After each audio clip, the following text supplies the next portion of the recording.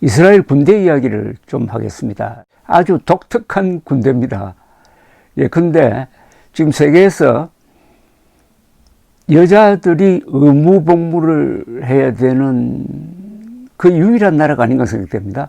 이스라엘 여군들이 외출을 할 때는 꼭 총을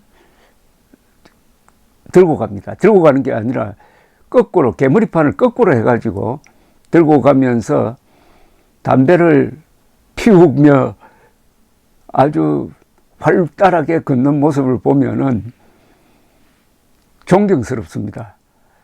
이스라엘에서는 군인들이 항상 착탄한 총을 들고 다닙니다. 우리나라는 지금 사고가 난다고 그래가지고 초병들까지도 탄창을 빼고 서 있는 경우가 많았는데 요사이 어떻게 되어 있는지 제가 한 몇 년 전에 군부대에 갔다가 깜짝 놀랐습니다만은 이스라엘에서는 휴가 갈 때 꼭 탄창을 낀 소총을 들고 갑니다. 그런데도 총기 사고가 별로 나지 않는다고 합니다. 만약 발포해야 할 상황이 생기면은 누구 명령 듣지 말고 알아서 하라는 그런 뜻입니다. 그러니까 그런 나라에서 살려면은 국민들이 정신을 바짝 차리지 않을 수 있겠습니까? 현재 현역이 한 17만 명 되고 최근에 통계를 보니까 예비군이 숫자가 46만 5천 명입니다. 이 예비군은 복무기간이 사병은 40살 때까지, 장교는 45살 때까지 하는데 예비군 소집이 있으면은 거의 대부분이 자신이 복무했던 부대로 갑니다. 거기서 한 달 정도 복무를 하고 나오고 이럽니다. 우리처럼 예비군 훈련을 뭐 하루 받고 이틀 받고 이렇게 하는 게 아니에요. 그러니까 같은 부대에 근무했던 사람들은 수시로 만납니다. 그래서 일종의 동창회처럼 아주 결속력이 강합니다. 지금 네타냐후 총리는 특공대 장교 출신입니다. 그리고 그 형은 아주 유명한 사람입니다. 돌아가셨어요. 요나단 네타냐후는 1976년 엔테베 작전의 지휘자였습니다. 엔테베 작전이라는 게 뭐냐면은 팔레스타인 테러 집단에서 비행기를 납치를 해가지고 우간다로 갔습니다. 우간다에 한 100여 명이 지금 납치된 상태에 있었는데 계속 납치범들이 포로들을, 죄수라고 봐야 되겠죠. 이스라엘이 억류하고 있는 그 팔레스타인 이 테러리스트들을 석방하라고 요구를 합니다. 그때 수상이 라빈 수상이었어요. 그때 국방장관은 페레스였습니다. 페레스 국방장관은 나중에 총리도 되고 대통령도 되고 한 사람인데 이스라엘의 핵무기 개발을 지휘를 했던 사람입니다. 이때 특공대를 보냅니다. 특공대를 보내는데 그 대장이 요나단 네타냐후, 현 네타냐후 총리의 형이었습니다. 아주 기상천외한 방식으로 해서 이 납치됐던 이스라엘 사람들을 거의 전원, 몇 사람 죽었는데 소수입니다. 거의 전원을 구출합니다. 그런데 이때 특공대 대장이던 요나단 네타냐후가 죽습니다. 유일한 사망자입니다. 그래서 이 사람이 유명해졌고 그 동생 벤자민 네타냐후가 그 덕분에 총리가 되었다고 해도 과언이 아닙니다. 라빈은 참모총장 출신이었고 한때 네타냐후와 함께 네타냐후가 총리를 하고 부총리를 한 사람이 에후드 버락이라는 사람이 있습니다. 에후드 버락은 부총리 하기 전에는 또 총리를 했어요. 이 사람도 참모총장 출신이고 이 사람도 특공대 장교 출신입니다. 1972년 2년입니다. 뮌헨 하계올림픽 대회장에 팔레스타인 게릴라들이 난입을 해가지고 이스라엘 선수촌을 습격해가지고 10여 명을 죽였습니다. 골다 메이어 수상이 그 직후에 암살단을 만듭니다. 그래서 뮌헨 테러에 가담했던 사람들을 다 죽이라고 합니다. 지휘자를 다 죽이라고 합니다. 그 죽이는 작전이, 그 보복 작전이 한 20년 동안 계속됩니다. 그래서 관련자들은 수십 명이 암살되었습니다. 그 암살 작전을 일부를 지휘한 사람, 레바논으로 들어가서 관계자를 죽이는 그 작전을 지휘한 사람이 버락 장교였는데, 이 사람이 나중에 참모총장 되고 수상까지 되었습니다. 그리고 1973년 제4차 중동전쟁 때 역전극을 벌였던 사람이 있습니다. 샤론 장군인데, 샤론 장군이 수에즈운河와 도하 작전을 해가지고 이집트의 배후를 친, 그래서 이집트가 휴전하지 않을 수 없도록 만든 전쟁 영웅이죠. 이 사람도 나중에 2000년대에 수상이 되었습니다. 뭐 이렇게 꼽으면은 이스라엘 내각은 거의 다 장군 또는 장교 출신으로 짜여져 있습니다. 이런 나라니까 전국이 어떻게 보면 병영이고, 민간인 나이가 많아도 한 사람 한 사람이 다 군인 정신으로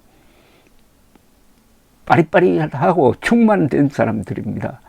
또 총기 휴대가 아주 쉽습니다. 민간인들도. 그래서 이스라엘 사람들 만나보면은 다 군인 같습니다. 여자도 군인 같고. 그리고 말을 이렇게 둘러서 하지 않습니다. 복잡하게 하지 않습니다. 군대에서 뭐 명령하고 보고할 때 복잡하게 말하지 않잖아요. 핵심으로 바로 들어가잖아요. 그래서 이스라엘 사람들하고 인터뷰를 한다든지 하면 참 편합니다. 취재하기가 쉬워요. 솔직하게 이야기를 하니까. 쉽게 말하면 당당하죠. 군인 정신의 나라입니다. 그러니까 세계에서 가장 행복한 나라 랭킹에 1등은 핀란드, 2등은 뭐 덴마크 이렇게 내려가는데 4등이 이번에 최근 조사에서 4등이 이스라엘 사람들이었습니다. 저래도 이스라엘 사람들이 가장 행복한 사람들입니다. 왜냐? 애국심이죠. 그리고 나의 운명은 내가 결정한다. 누구 지시도 안 받는다 하는 이런 오기, 자존심이 인간을 행복하게 만드는 것입니다. 이스라엘은 이런 말이 있습니다. 제일 머리 좋은 사람들은 공군이나 모사드에 들어간다. 이렇게 이야기하면 육군, 특히 기갑사단에 근무한 사람들은 좀 화가 나겠지만은, 이 공군 이 조종사들이 젊습니다. 20대입니다. 20대 초반일 때 공군 조종사가 가장 전투를, 그러니까 공중전을 잘할 수 있다고 합니다. 이 조종이라는 게 굉장히 감으로 하기 때문에 젊었을 때의 그 감, 그래서 이스라엘 공군이 세계 최강의 공군 아닙니까? 시리아하고 붙으면은 뭐 시리아 쪽에서 수십 대 떨어지고 이스라엘은 한 대 떨어지고 하는 이런 비율인데, 이스라엘은 독특한 군사 제도를 갖고 있습니다. 이스라엘은 군대를 만들 때 독일로부터 좀 배웠다고 합니다. 그 어떻게 보면 철천지 원수인데 2차 세계대전 이후에 독일로부터 배운 점이 있다고 하는데, 무엇보다도 독창적으로 했는데 우선 사관학교가 없습니다.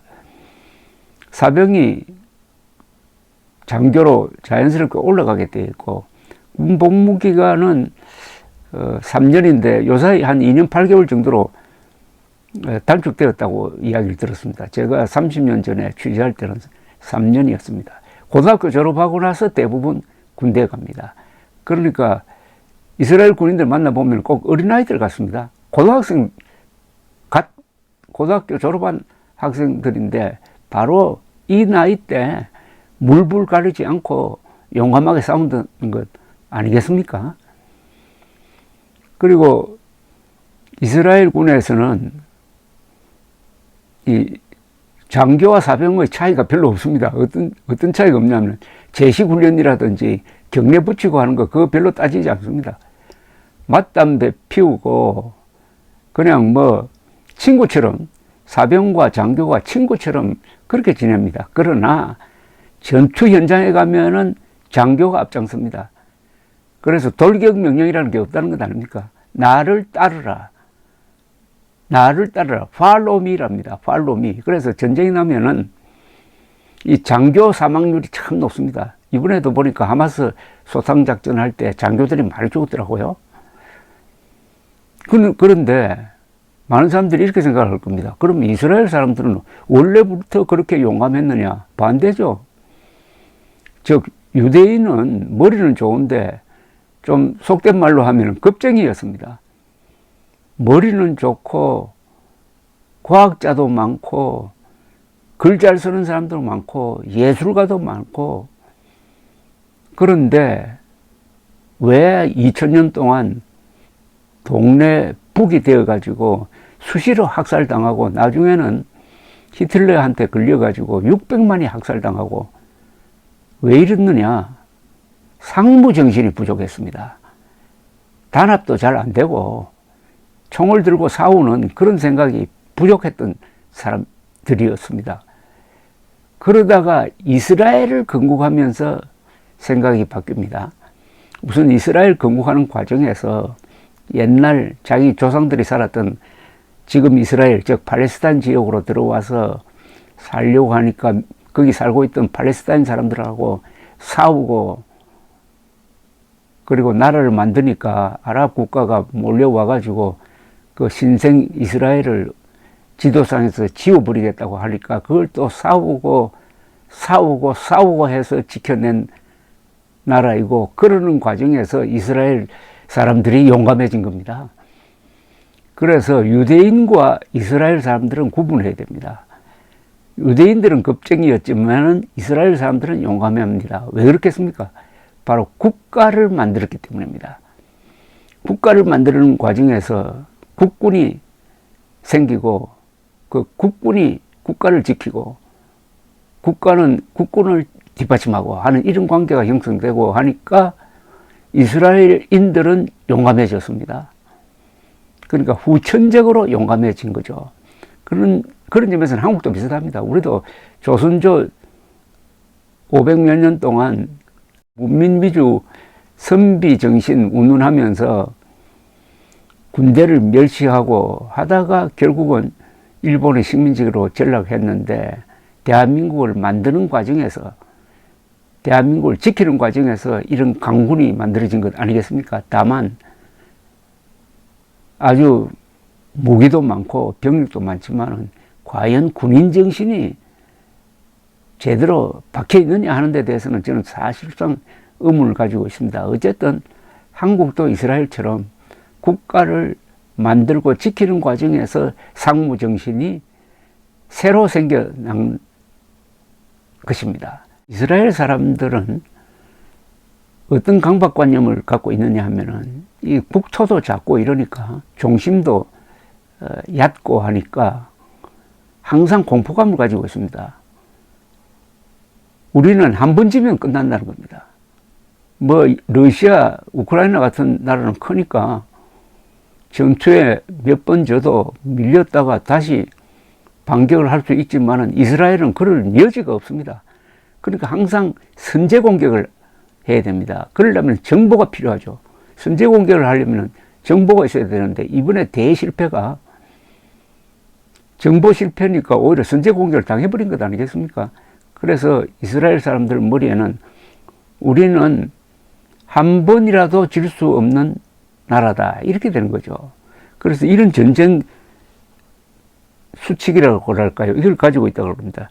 Code of Conduct라고 하는데, 첫째, 군사 목표에 대하여서만 군사적 행동을 한다. 민간인들은 치지 않는다는 이야기죠. 군사력의 사용은 비례적으로 한다. 이스라엘 군이 허용한 무기만 사용해야 한다. 항복한 적에겐 공격하지 않는다. 훈련을 받은 사람만 포로를 신문할 수 있다. 병사들은 팔레스타인 사람들과 체포된 사람들의 인간적 존엄성을 존중해야 한다. 그래도 이 이스라엘 군인들이 포로를 막 사살했다든지 하는 이런 게 없습니다. 군율이 엄정하다는 이야기죠. 적군에게도 치료를 해줘야 한다. 약탈은 완전히 불법이므로 절대로 금지한다. 종교적, 문화적 유적지와 문화재를 존중해야 한다. 국제구호 활동가들의 재산과 차량은 보호해야 한다. 이 수칙을 위반한 행위에 대하여는 반드시 보호해야 한다. 이렇게 되어 있습니다. 그런데 이와 별도로 이스라엘 국방군의 전쟁 교리라는 게 있습니다. 이걸 보통 닥트린이라고 하는데, 첫째, 이스라엘은 단 한 번의 전쟁도 질 수 없다. 두 번째, 전략적 단계에선 방어적으로 임한다. 우리는 영토적 야심이 없다. 이스라엘은 영토적 야심이 없다고 하는데 이거 안 믿는 사람들은 많죠. 사실은 영토적 야심이 있었는데 6.1 전쟁 때 크게 이기다가 보니까 지금 가자 지역하고 웨스트뱅크, 서안 지역을 차지하게 되어버렸어요. 이게 골칫거리가 됐습니다. 원래 이스라엘 땅만 지키고 있었으면 괜찮은데, 그래서 그 뒤에 4차 중동전쟁, 지금 가자 사태, 이런 게 그래서 일어난 겁니다.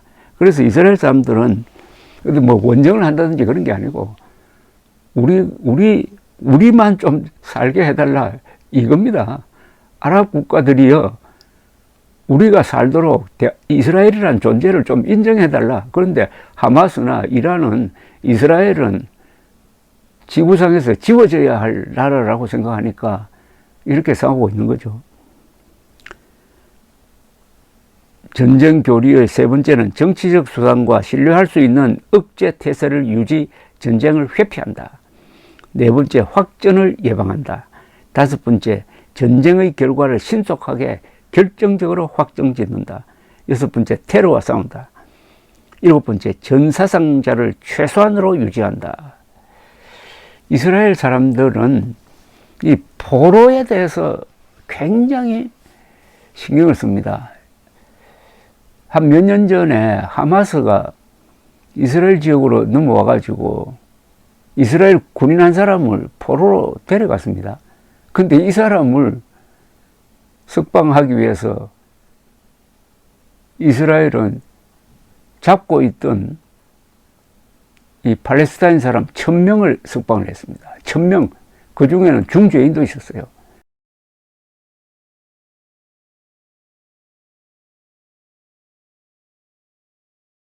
전례 없는 인명 손실을 당했으니까 이를 악물고 하마스를 완전히 끝장내겠다고 하는데 1300명의 이스라엘 사람들을 죽이는 데 관여한 하마스 지도부는 앞으로 몇 년 안으로 다 암살될 것이 틀림없습니다. 감사합니다.